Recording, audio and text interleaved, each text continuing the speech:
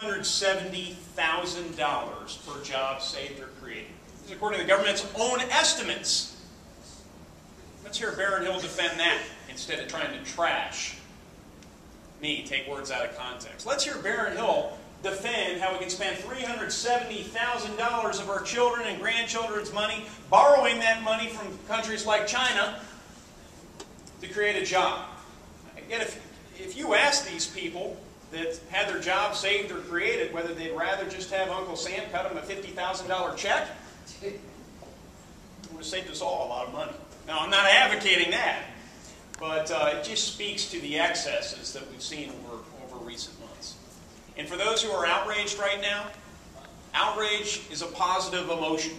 What would scare me more is if people were cynical. They didn't think they could make a difference. Outrage is the opposite of cynicism, because you still think there's a better alternative. You still think we can make a difference. Stay outraged all the way through November. And if you don't see things change after November, stay outraged.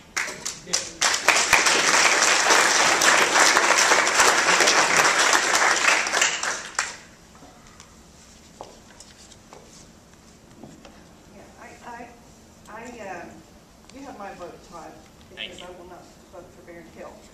But having said that, I think I'm almost to the point where cut the check for the individuals, because government has proved that it cannot spend money. I mean, that's obvious to everybody here. Money is the root of all evil, and people go to Washington, they get their hands on the money, and they forget who earned that money.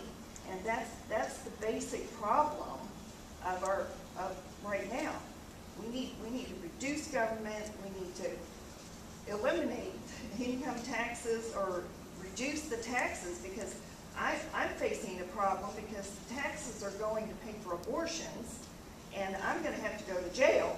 You know, I'm in a position where I will not pay taxes to the government if they are funding abortions. And they're not going to have enough room in the jails for people who feel a moral responsibility not to fund abortions.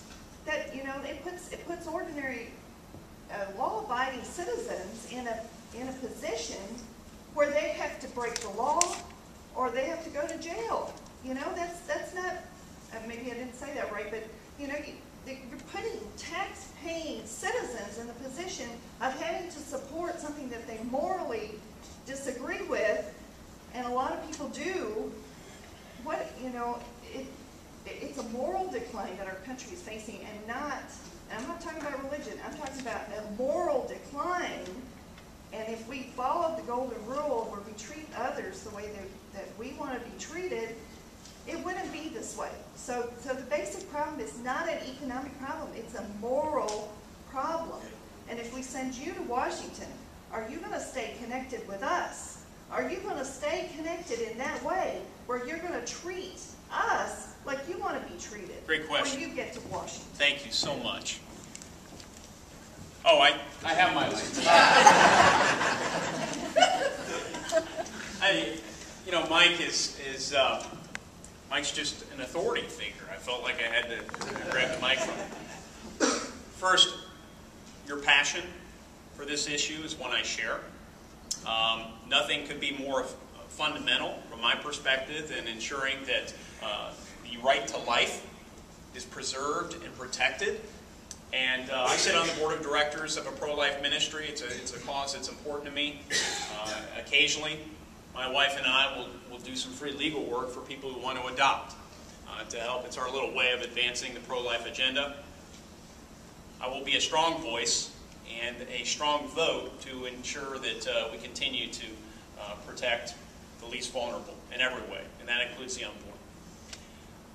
This health care legislation, which you were referring to, has an individual mandate. It requires all of us to purchase health insurance, and if you fail to purchase health insurance, even out of moral objection, concerns that your investment will somehow be used to fund abortions in an indirect way, especially if the president or some future president removes this executive order that has been passed to try and reassure all of us that this is a pro-life piece of legislation.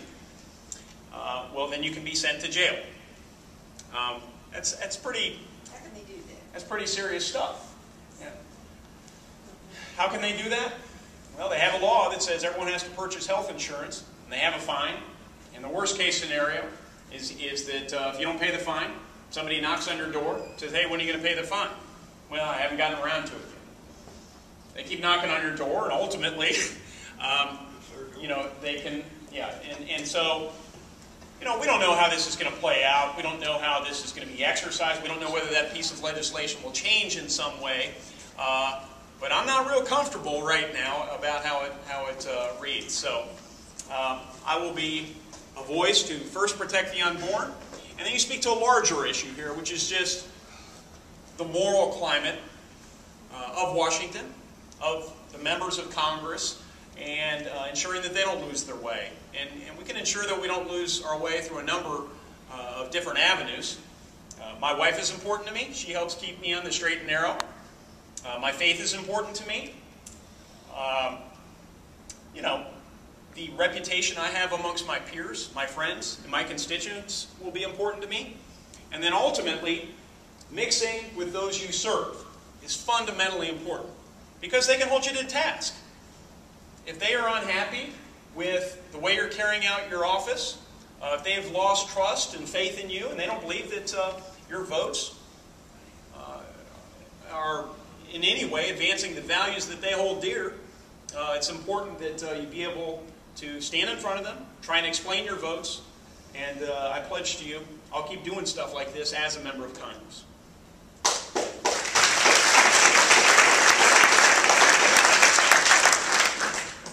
I'd like to publicly state why I'm not voting for Barron Hill. I drove all night to Washington when they had the red alert. All night, got 1 hour's sleep, took my family to his office, got an audience with him, and it all started well. But then he just suddenly dismissed me. Suddenly dismissed me. We were in a conversation about health care, and he said, my daughter is studying to be a neurosurgeon, and I was just getting ready to say, my son's in university too. And it would have taken him 2 seconds to say, well, let's hope what we decide here today will ensure they have a good future, or something like that. Instead, he said, I'm sorry, my next appointment's here, and you have to go. And I said, I just couldn't believe the abruptness of it. And I said, I believe I've been dismissed by my own representative. And he didn't clue in. He's very inept as far as communication, and he did not clue in to the emergency call that I felt to go to Washington to communicate with him. And he just dismissed me. He wanted to appear like he was listening, but he wasn't listening. Okay? So I've had the experience of going to Washington and trying to communicate with a person who was supposed to represent me and not getting any response. And I'm afraid, I have to elect you because you're the only other alternative. But I'm afraid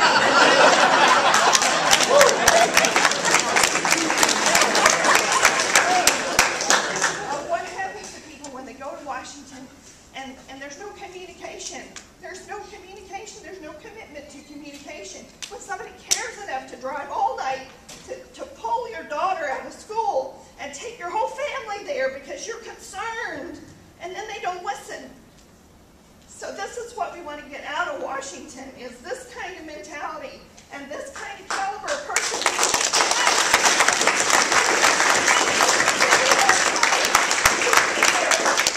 We work and we're important and we care. Okay, 70% or over 70% of people are against health care. You can't tell me that Washington can't get a majority to knock health care out. The people have some sparks. They know what's good and what's not good. And there needs to be some kind of connection. Miss, you come to Washington in my congressional office, we will give you a tour of the Capitol. And I'm not promising anyone special privileges here because this is one of the things we'll do. But I assure you that customer service will be drilled down to the lowest level of our organization. constituent services,